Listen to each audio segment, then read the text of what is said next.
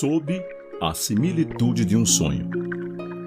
Enquanto andava pelo deserto deste mundo, encontrei um lugar onde havia uma furna, e ali deitei-me para descansar. Logo adormeci e tive um sonho. Vi um homem em pé, vestido de trapos, virado de costas para a própria casa, com um livro em mãos e um grande fardo nas costas. O observei enquanto abria o livro e lia o que nele estava escrito. Então, à medida que lia, chorava e tremia. Após muito se esforçar para conter-se, não suportou e irrompeu em lamuriosas lágrimas, dizendo: "Que devo fazer?" Aflito, portanto, retornou ao lar e refreou-se o máximo que pôde, a fim de que sua esposa e filhos não se apercebessem de sua angústia. Todavia, não foi capaz de manter-se em silêncio por muito tempo, pois seu tormento se agravava. Pelo que, por longas horas, abriu-se aos olhos, dizendo-lhes: "Querida esposa minha, filhos do coração, encontro-me descaído por carregar nas costas o peso de um grande fardo. Ademais, fui informado com segurança de que esta cidade será queimada com fogo celeste. E tão terrível derrocata, eu mesmo e vós, minha esposa, e meus amados pequeninos, seremos lastimavelmente abatidos, a não ser que encontremos alguma rota de fuga, cujo caminho ainda não enxergo, pela qual alcancemos livramento." Estupefata estava a família ao ouvir estas palavras, não por tê-las tomado por verdadeiras, mas por temerem estarem vacilantes as faculdades mentais de seu patriarca. Portanto, como já anoitecia, tinha a esperança de que suas ideias voltassem ao perfeito estado após uma noite de descanso, e apressadamente o colocaram na cama. No entanto, a noite era para ele tão conturbada quanto fora o dia. Em vez de adormecer, passou a noite derramando-se em lágrimas e soluços. Quando, então, o dia amanheceu, fez conhecida sua situação à família. Tentou outra vez falar-lhes, cada vez mais angustiado, mas começaram a se endurecer. A cada vez que ouviam-lhe falar, tentavam de uma forma diferente afastar sua languidez de uma vez por todas. Ora, escarneciam dele, ora, repreendiam ou decidiam somente ignorá-lo. Assim, passou a recolher-se em seus aposentos para orar, pedindo misericórdia por eles e buscar consolo para a própria alma entristecida. Mantinha também o hábito de andar solitário pelos campos, fosse nutrindo-se pela leitura ou orando. Assim fora sua rotina por alguns dias. Certa vez, avistei-o enquanto caminhava aflito pelo campo, como de costume, devorando seu livro. Ao lê-lo, fez como fizera antes, rompeu em lágrimas, questionando: "Que farei para ser salvo?" Percebi que olhava para um lado e para o outro, como que prestes a correr, mas permanecia parado, pois era notável que não sabia para onde ir. Vi então um homem chamado Evangelista, vindo em sua direção e perguntando-lhe: "Por que choras?" Ele respondeu: "Senhor, recebi a notícia pelo livro que tenho em mãos de que estou condenado à morte, e depois de morrer serei julgado. Não creio que esteja disposto a passar por esta primeira provação, nem preparado para a segunda." O cristão mal deixou o mundo e conhece o evangelista, o qual, com amor, saúda com as novas de outro e mostra-lhe como se preparar a partir disso abaixo. Então disse Evangelista: "Por que não estás disposto a morrer, se esta vida é repleta de tantos males?" Respondeu o cristão: porque temo que este fardo em minhas costas faça-me afundar para além do túmulo e venha eu a cair em Tofete. Veja bem, Senhor, se não estou disposto a ir para a prisão, não estou com toda certeza disposto a ser julgado ou condenado à morte. Pensar sobre tais coisas me faz chorar. Então disse o evangelista: se esta é a tua condição, por que ainda estás parado? Respondeu o cristão: porque não sei para onde ir. Então deu a ele um pergaminho em que estava escrito: fuga da ira vindoura. O homem o leu e, olhando atentamente para o evangelista, disse: para onde devo voar? Ouvindo a resposta do evangelista, que apontava para um vasto campo verdejante, vê aquela porta estreita? E o homem disse: não. Então disse-lhe o evangelista: vês aquela luz resplandecente?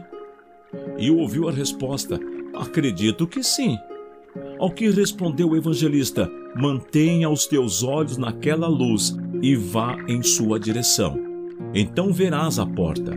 Quando a avistares e nela bateres, lhe será dito o que fazer. Então vi em meu sonho que o homem começou a correr. Não estava muito longe de casa, mas sua esposa e seus filhos, ao perceberem que corria, começaram a suplicar que retornasse. O homem, porém, tapou seus ouvidos e continuou a correr, clamando: vida, vida, vida eterna! Não olhou para trás, antes fugiu em direção à campina. Os vizinhos também saíram à rua para vê-lo correr, e enquanto corria, alguns se escarneciam dele, outros o ameaçavam, outros pediam que voltasse.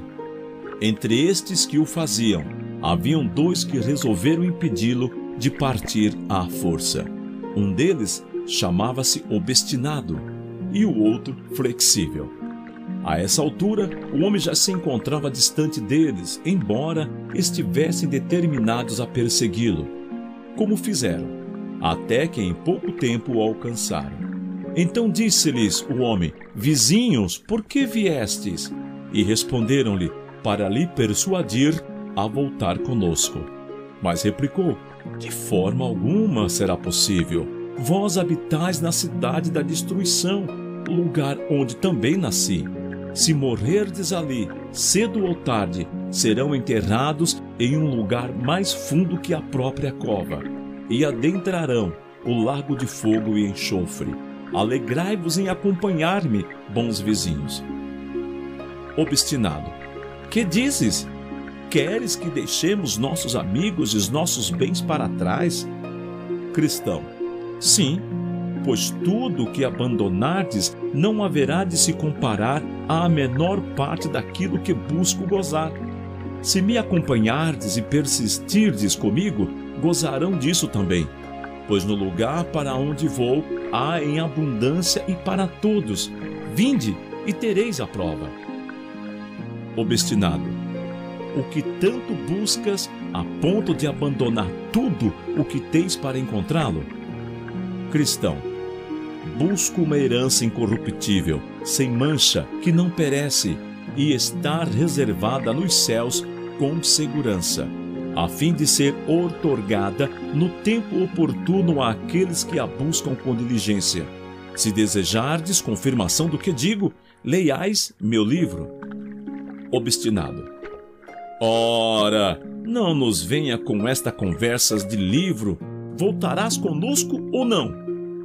Cristão: não o farei, porque já pus a mão no arado. Obstinado: voltemos então, Flexível. Retornemos sem ele.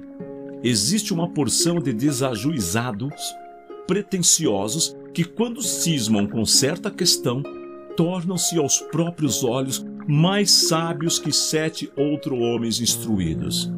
Flexível: não te injuries. Se o que o bom cristão diz for verdade, aquilo que ele busca é incomparavelmente melhor do que aquilo que possuímos, meu coração está inclinado a acompanhá-lo. Obstinado: que dizes? És tu outro tolo? Ouça o que lhe digo e retorne comigo. Quem poderá dizer para onde esse maluco te levará? Volte, volte, seja sábio. Cristão: não lhe dê ouvidos, antes venha comigo. Flexível: acompanha-me, assim terás prova do que te digo e muito mais. Se não acreditas em mim, leia este livro e pela verdade nele expressa, contemple como tudo se confirma pelo sangue de seu autor. Flexível: bom, vizinho obstinado, creio que minha decisão está tomada. Seguirei, caminho com este bom homem e seu destino será também o meu. Mas diga-me, bom companheiro, conheces o caminho para o lugar que buscamos? Cristão: estou sobre as diretrizes de um homem cujo nome é Evangelista. Disse-me que mais adiante encontraremos uma porta estreita onde haveremos de receber instruções acerca do caminho a seguir. Flexível: prossigamos então, bom vizinho. E ambos seguiram caminho juntos. Obstinado: voltarei para minha casa. Não farei companhia a homens tão iludidos e fantasiosos. Em seguida, vi no sonho que, enquanto obstinado voltava para casa, Cristão e Flexível conversavam sobre a campina. Assim, começaram o assunto. Cristão: pois diga-me, vizinho Flexível, como vais? Traz-me grande alegria tê-lo convencido a acompanhar-me. Se obstinado pudesse sentir o terror e os poderes do invisível, não nos teria dado as costas tão levianamente.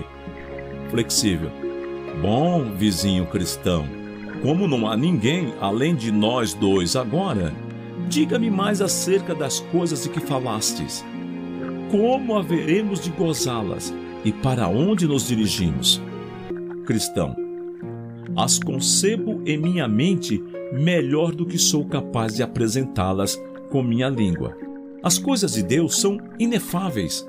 Entretanto, por estares tão desejoso de sabê-las, lerei sobre elas em meu livro para ti. Flexível: acreditas que as palavras do teu livro são verdadeiras? Cristão: sim, com certeza. Seu autor é aquele que não pode mentir. Flexível: muito bem. Que coisas são essas então? Cristão: existe um reino infindável a ser habitado e uma vida eterna a ser-nos-á dada, a fim de que habitemos este reino para todo o sempre. Flexível: muito bem. E o que mais? Cristão: seremos coroados, receberemos glórias e vestes que nos farão resplandecer como o sol no firmamento do céu. Flexível: oh, muito agradável. E o que mais? Cristão: não haverá mais choro nem sofrimento, pois o Senhor daquele reino enxugará dos nossos olhos toda a lágrima. Flexível: e que companhia teremos lá? Cristão: estaremos na companhia de serafins, querubins, criaturas que ofuscarão os teus olhos quando as contemplares. Ali também encontraremos milhares e milhares que foram antes de nós habitar naquele lugar. Nenhum deles poderá oferecer-nos perigo, pois são santos e amáveis, andando na presença de Deus e achando-se aprovados diante dele para sempre. Veremos ainda os anciãos com suas coroas de ouro, as santas virgens com as suas harpas douradas, homens que foram esquartejados neste mundo daqui, queimados pelo fogo, devorados por feras e engolidos pelo mar, em nome do amor que carregavam pelo Senhor daquele reino. Estarão todos sadios, vestidos de imortalidade. Flexível: ouvir tais palavras arrebata-me o coração. Mas poderemos nós gozar de tais coisas? Como teremos parte nisso? Cristão: o Senhor, governador do reino, o registrou neste livro, dizendo que se realmente as desejamos, Ele nos concederá de graça. Flexível: bom, querido companheiro, sinto-me imensamente feliz por saber disso. Vamos, apertemos o passo. Cristão: não posso andar tão depressa quanto gostaria, pois é pesado o fardo que carrego nas costas.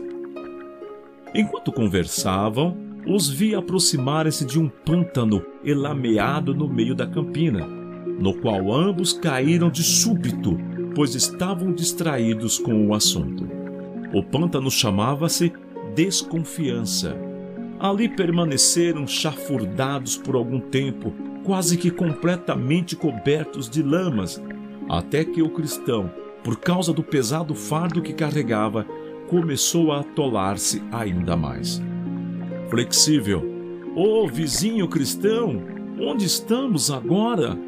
Cristão: na verdade, não sei. Flexível começou a indignar-se contra seu companheiro e lhe disse: Flexível: essa é a felicidade de que falaste por todo o caminho até aqui? Se já nos encontramos nessa situação, após mal terminarmos o primeiro trecho, o que nos esperará até o fim da jornada? Quando livrar-me de tamanho mal, tratarei de retornar à minha antiga vida. Por mim, podes possuir o valoroso reino sozinho. Assim, se esforçou uma ou duas vezes e livrou-se da lama. Então saiu-se pelo lado do pântano que o levaria de volta à sua casa, distanciando-se tanto que os olhos de Cristão já não o alcançavam mais. Cristão, porém, fora deixado sozinho, detendo-se no pântano da desconfiança. Todavia, lutava diligentemente para alcançar o lado do pântano que o distanciava ainda mais de sua casa e o aproximava da porta estreita. Chegando à margem, não fora capaz de desatolar-se por causa do pesado fardo que carregava. Então, avistei em meu sonho um homem, cujo nome era Auxílio, que se chegou a ele e perguntou-lhe o que fazia ali. Cristão: um homem chamado Evangelista instruiu-me a passar por este caminho que me levará a uma porta mais adiante, pela qual haverei de escapar da ira vindoura. Enquanto caminhava para lá, caí neste pântano. Auxílio: mas por que não atentastes ao caminho diante de ti? Cristão: fui tão grandemente tomado pelo medo que acabei por me distrair e caí aqui. Auxílio: dê-me a tua mão. Cristão segurou a mão para ele estendida e foi retirado do lodaçal, repousando são e salvo em terra firme. Após recobrar as forças, seguiu o caminho a ele indicado. Ao presenciar a cena, aproximei-me de Auxílio e perguntei-lhe: Senhor, já que este lugar é o único caminho entre a cidade da destruição e essa porta, por que não reparam a estrada a fim de garantir a segurança dos viajantes que vão daqui a colar? E ele me respondeu: este pântano lamacento é um lugar que não pode ser reparado. É para onde escoam toda a imundície e sujeira daqueles que correm em direção à convicção do pecado. Por isso, chama-se pântano da desconfiança. Quando o pecador é despertado para o seu estado de perdição, emergem em sua alma inúmeros medos, dúvidas e preocupações desanimadoras. Todos esses sentimentos se agrupam e concentram-se aqui. Essa é a razão que justifica a precariedade deste lugar.